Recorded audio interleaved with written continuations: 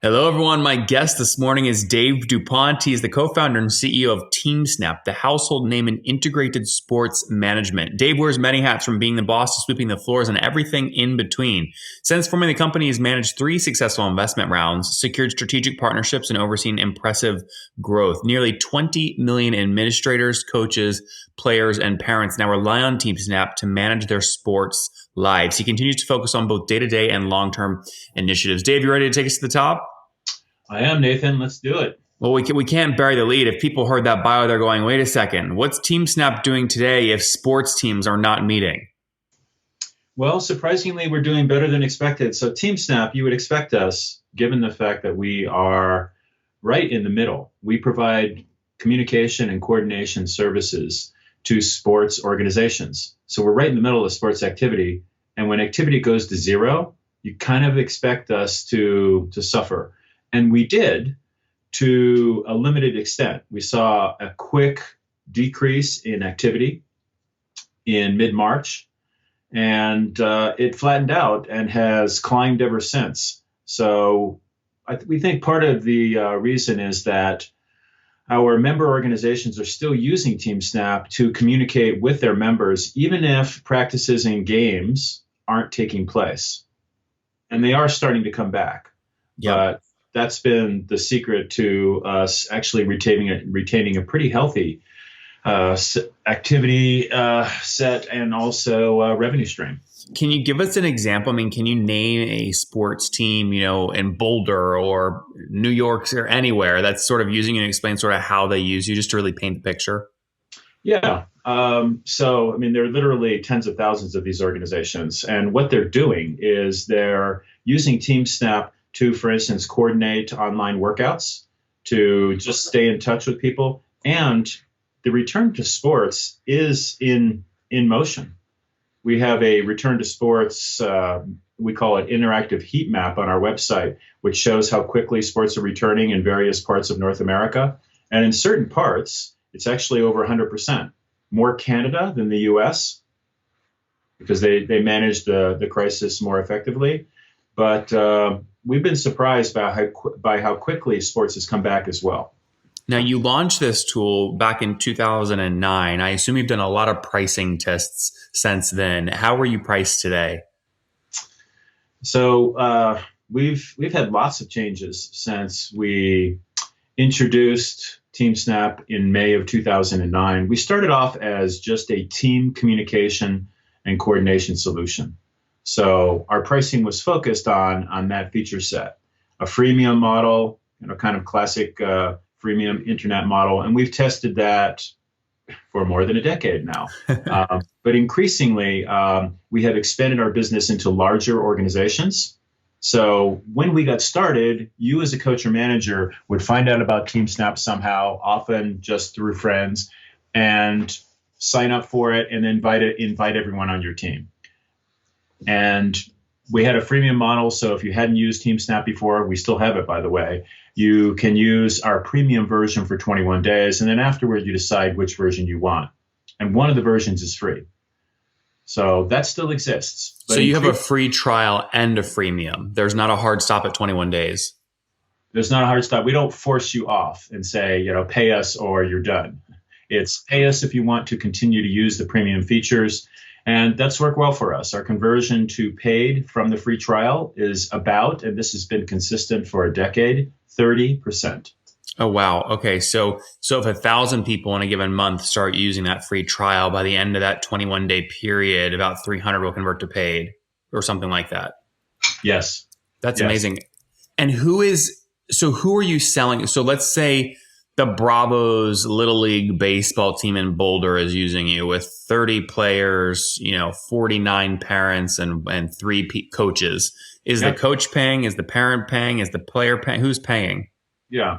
It's typically the coach, or many teams have a manager, an assistant coach. So one of those two individuals sets up TeamSnap and typically pays. Sometimes they're reimbursed by the participants or parents, sometimes not. And our pricing is we have annual and monthly plans, but just for simplicity, I'll say our pricing is between 10 and 20 bucks a month for the entire team. So the great majority of folks on TeamSnap, the players and the parents you were referring to just a second ago, they don't pay directly Teamsnap.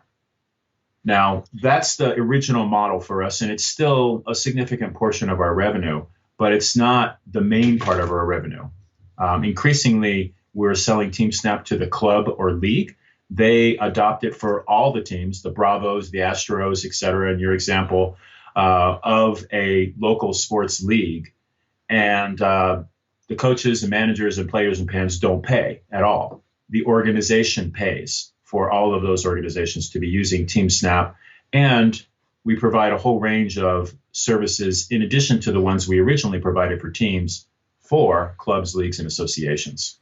I Things see. like registration for the upcoming season or scheduling games. Teams don't schedule games, clubs and leagues do. I see. Okay. So the pricing then is between 10 and 20 per team. And sometimes the organization will pay for 20 teams, which is the league in sort of their geographical area. Sometimes the team will pay directly, but very rarely are the parents playing or the players paying directly. Correct. Okay. And so how many teams today are using the platform, both free, and then I assume we can just do 30% are paid? Oh, well, daily active users, I'll answer this in a couple of ways, is about 5 million at this point. Wait a minute, monthly active users is 5 million. Okay. Daily active users is 1.5 million. And you can do the math, but the average team has about 40 people on it. So that gives you a good feel for the number of teams that are active on Teamsnap. Yep. Interesting. Okay. And so, I mean, one thing people always have to look at, especially if you're building like a SaaS company, is your ability to drive expansion revenue, especially to have it overcome any churn. You've sort of made the decision and said, we're going to give our customers a great deal. We're not going to upsell based off like number of players or things like that. Really, your closest thing to that is upselling a league based off the number of teams in the league. Would you repeat that, or would you give yourself the ability to upsell based off number of players if you redid this? We actually do upsell based on the number of players, as it turns out, because we have several layers of our premium plan, and one of them is for teams with more than 30 players, for instance. We have teams with 1,000 players, so it's only right to charge them a little bit more. But the expanded player roster feature, what we call it, that's in the you don't pay more than the $20 that I referred to, even no matter how many players you've got. I see. I see. Okay. Yeah. Got so it. That's the question. Would I do that again? I think we made the right call. In the sense of, yes, it was more difficult to build revenue using the model that we did, but at the same time, we built customer trust and affinity and a large user base, and we made a decent amount of money. And now we are expanding on that large user base into the much more lucrative club, league, and association market. Much more money changes hands at that level than at the team level. And when you say a decent amount of money, can you share maybe what runway you passed last year or a range? We don't usually talk about revenue. I will tell you we are, what's the closest I can? We've grown steadily even since you and I talked. And around, I think our average has been 45% per year since we last talked in users and revenue.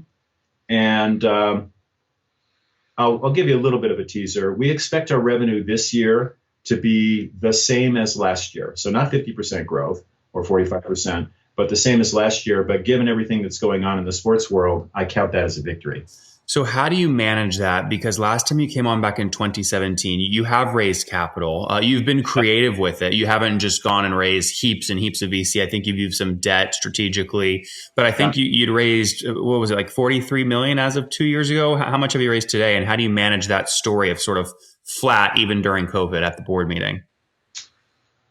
So we've raised 48 million to date, and our investors are investors in other companies too, and they see what's happening in the world around them. And frankly, they're delighted with our performance. And many of our existing shareholders thought we were done. To your point at the beginning of this broadcast, how are you managing to survive when sports activity is really decreased? And the reality is we weren't as affected as we feared from a market standpoint. And also we took action to make sure that we were financially prudent moving forward. That part wasn't fun, but we did cut expenses as soon as we realized that it was going to take a while for us to see the end of this crisis. You only, Dave, want to do that cut sort of once, which means you want to sit down with your executive team and say, listen, when we make this cut, how many months of runway do we want to have? And every CEO is sort of taking a different approach. Some are planning for really long time, 36-month sort of timeframes. Others are planning for sort of 18 months. So when you sit down with your team, before you decided what to cut and to announce it to the team, how many months of runway did you want to have post-cut? We didn't think about it that way, Nathan. We thought it more from the standpoint of what do we think is going to happen with the crisis, and what kind of position do we want to be in. So in March, the assumption we had was that our business would decrease on the order of, let me just think of the numbers here, on the order of 50%. Through the summer, we'd see a slight trickle in the summer, and then we thought that we'd see a gradual return during the fall to 70% participation, so only 30% down in the fall. And I'm not sure whether that forecast will hold out, but we actually have exceeded it so far significantly, very significantly. Exceeded it in the extent that the business didn't take as much as a 50% hit. It was actually less of a hit than 50%. Much less. Yeah. Round figures, Nathan, was about 30, about a third initially, and then we climbed up from there. So even that relative to many companies, and especially companies like ours, was pretty good. And I'd like to touch on the furloughs that we went on. Yeah, I mean, that's not easy, Dave. How'd you do that? Yeah, so it's not easy at all. But as you can tell, I've been in business for a while, and as I told the team, I said, guys, I've seen this movie before. It's not going to get better right away.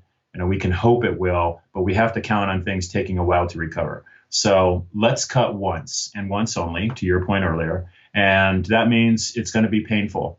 And I really salute the team, because in other companies, big companies like Hewlett-Packard, what I've seen is that functional leaders will often try to protect their people. So you end up with essentially turf war discussions. Yep.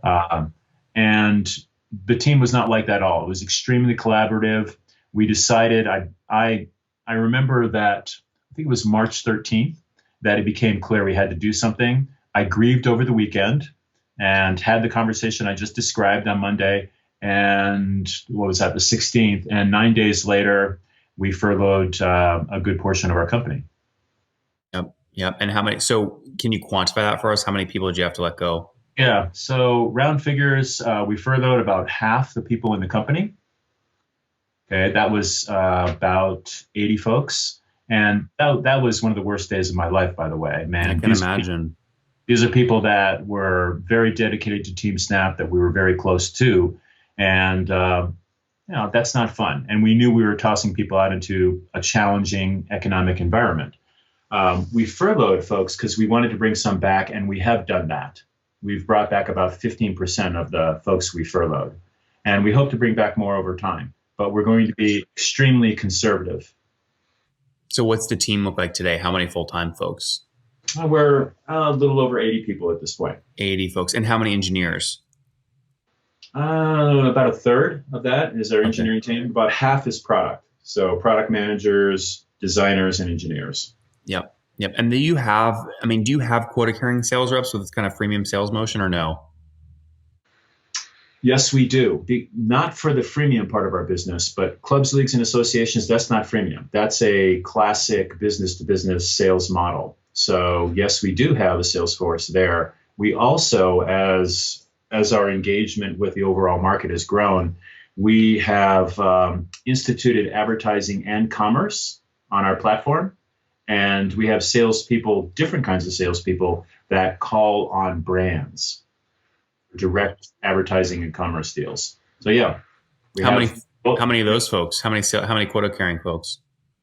I I could give you the exact numbers, but I'm just thinking through the organization now. Altogether, about 15. 15. Okay. Pretty healthy group there. And so when you look at your sort of weighted cost to get a customer, especially in the new environment we're in, I imagine it's a very different CAC on your freemium versus going and selling a big league deal. But let's just focus on getting, one team paying 10 to 20 bucks a month. What's your typical CAC on that kind of sale? Yeah. So our typical CAC, we look specifically at CAC time to break even. Okay. And our typical CAC time to break even is 6 or 7 months. Okay. So you're paying like 60 to 80 bucks to get a customer. Exactly. To get a paying customer. One more thing before you go. We have a brand new show every Thursday at 1 p.m. Central. It's called Shark Tank for SaaS. We call it Deal or Bust. One founder comes on, 3 hungry buyers, they try and do a deal live, and the founder shares back-end dashboards, their expenses, their revenue, ARPU, CAC, LTV, you name it, they share it. And the buyers try and make a deal live. It is fun to watch every Thursday, 1 p.m. Central. Additionally, remember, these recorded founder interviews go live. We release them here on YouTube every day at 2 p.m. Central. To make sure you don't miss any of that, make sure you click the subscribe button below here on YouTube, the big red button, and then click the little bell notification to make sure you get notifications when we do go live. I wouldn't want you to miss breaking news in the SaaS world, whether it's an acquisition, a big fundraise, a big sale, a big profitability statement, or something else. I don't want you to miss it. Additionally, if you want to take this conversation deeper and further, we have by far the largest private Slack community for B2B SaaS founders. You want to get in there. We've probably talked about your tool if you're running a company or your firm if you're investing. You can go in there and quickly search and see what people are saying. Sign up for that at nathanlatka.com/Slack. In the meantime, I'm hanging out with you here on YouTube. I'll be in the comments for the next 30 minutes. Feel free to let me know what you thought about this episode. And if you enjoyed it, click the thumbs up. We get a lot of haters that are mad at how aggressive I am on these shows, but I do it so that we can all learn. We have to counter those people. We got to push them away. Click the thumbs up below to counter them and know that I appreciate your guys' support. All right, I'll be in the comments. See ya.